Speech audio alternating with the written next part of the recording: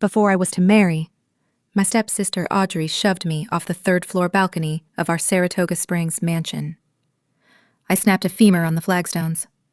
She stepped over my body, straight into the Vanderbilt Air's waiting Rolls-Royce. Everyone called it the worst luck since the 1929 crash. No one guessed I'd waited 12 years for that push, because I was born twice. Audrey's scream brought the staff running. "Help! Cassandra fell!" I'd learned to fall at 8, the year Mom died and shipped me off to Grandpa's ranch in Montana. Cowboys taught me how to roll with a horse's throw. I could have twisted, safe. Instead, I let the staircase have me, bone and all. The doctor, on my payroll, pronounced my right leg shattered, 3 months minimum, possible limp for life. Tomorrow was the wedding to William Bill Vanderbilt V, fifth son of the railroad prince. My stepmother Lillian purred, "Bill's still a Vanderbilt by blood." "If they think Cass might be a cripple," Dad glared, "you had to play circus the day before your own wedding?" Lillian's smile flickered. "What's done is done." "Better we offer the groom a healthy bride. Audrey's only 2 years younger," Dad blustered. But Lillian whispered that her brother had just been confirmed deputy to the governor. The family stock was rising. That night he drove to the Vanderbilt estate. Next morning, Audrey wore my veil, my train, and the Vanderbilt diamond. The wedding gift stayed wrapped. I kept the dowry Mom had left in trust. Gossip columnists sighed over my tragic fall. I smiled through the morphine. Leg splinted, not broken. And the only limp I'd have was walking away from this mausoleum. I knew the Vanderbilt secret because I'd already lived this life once. Bill liked boys, specifically his valet, Julian, a boy prettier than most debutantes. Old Mrs. Vanderbilt wanted a bride too insignificant to complain. Last round I played along, spent my wedding night alone, caught Bill and Julian in the library, and was drowned in the Hudson for screaming about it. This time I let Audrey drown instead. 3 weeks later, Audrey came home to boast. Bill was devoted. The Fifth Avenue townhouse, dreamy. She wore a rope of pearls that had once been Mom's. I leaned on my cane and congratulated her. She eyed my cast. "Shame about your legs, sis. Spinsterhood is lonely." I'd already sent Lillian a gilded invitation. Dr. Eugene Yu, Mobile, Alabama. Her last hope for the son she'd never carried to term. The good doctor, actually my great-uncle by marriage, prescribed her a tonic that would guarantee a boy.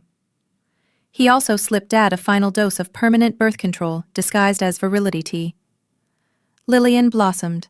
Dad swaggered. I kept the receipts. By Thanksgiving, Lillian announced she was 4 months along. Dad toasted the air, then slapped her halfway across the dining room. "Doctor. You had already told him he shot blanks." Audrey begged the governor-uncle to intervene. I suggested we investigate quietly. They locked Lillian in the attic over the holiday lights. On Christmas Eve, Dad had her driven to the river, hands tied with her own pearl belt. Audrey arrived too late, screamed at Dad, then screamed louder when the Vanderbilt lawyer delivered annulment papers the same hour.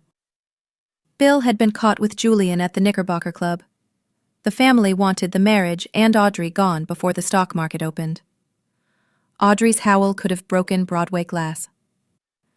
I left for our ancestral farm in Vermont the next morning, trunks full of negotiable securities and Mom's jewelry. Dad, suddenly airless and disgraced, took to bed. I paid his newest mistress, an ex-chorus girl named Sadie, to keep him alive, barely, and to read him the governor's indictment headlines every morning.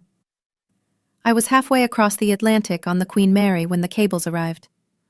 Audrey had invaded Bill's Adirondack Lodge with a horse pistol. She gelded him, laughed, and was dragged off to Mattawan Asylum for the criminally insane.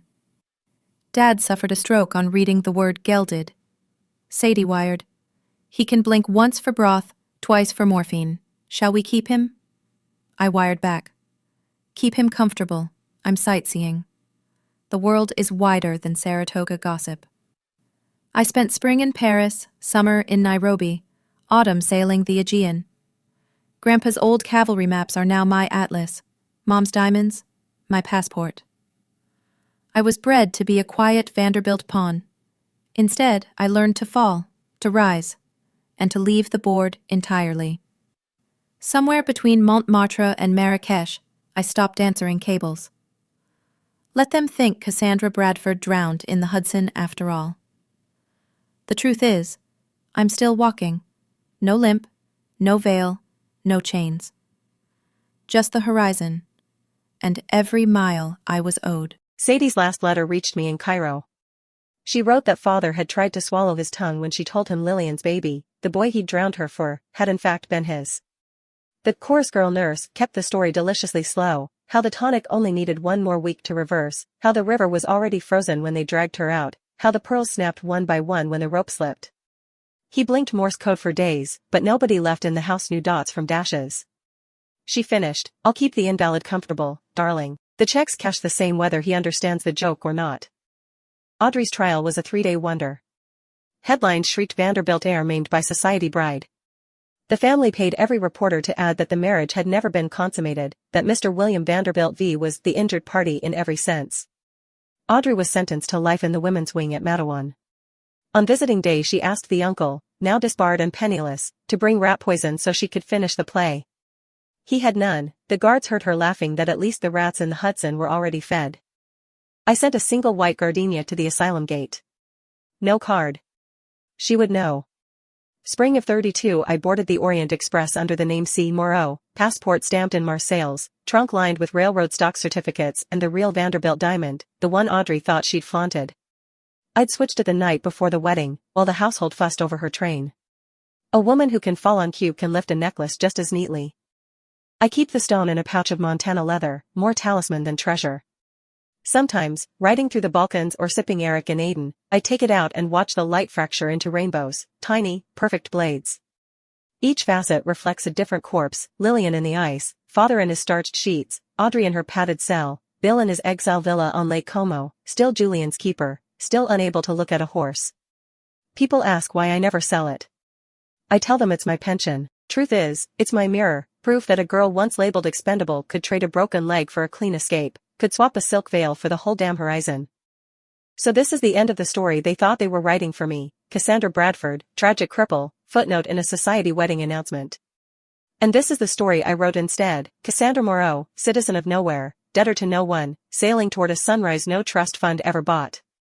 I lean over the rail, let the Montana leather pouch dangle above the foam. For a moment I consider it, returning the diamond to the water, letting the Hudson claim its own. Then I laugh, tuck it back inside my shirt, and turn toward the open sea. Some debts you don't pay, you collect, with interest, with compound pain, with every mile of blue that carries you farther from their reach. The horn sounds. The deck trembles. I lift my face to the wind, no veil, no limp, no chains. And step into the next life, the one I earned by falling, the one I keep by walking forward,